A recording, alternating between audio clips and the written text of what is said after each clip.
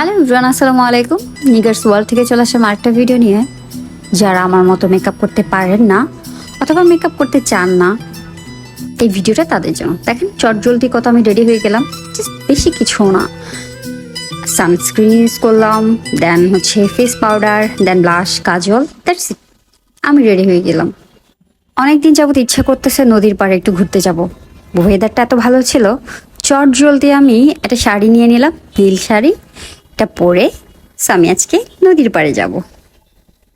Usually Friday দিনগুলোতে বের হওয়া যায় না, বিকজ বাইরে অনেক বেশি ক্রাউড থাকে, ধাক্কি থাকে। সো ওই কারণে অ্যাভয়েড করি। বাট আজকে কেন জানি ওয়েদারটা এত বেশি ভালো ছিল, মনে হচ্ছে বৃষ্টি হবে, যার কারণে বের হওয়া। অ্যান্ড আজকে আমি শুধু নৌকায় ঘুরবো, ভিডিও করব, ঘুরবো, ভিডিও করব। যাচ্ছি ডিসি পার্কে।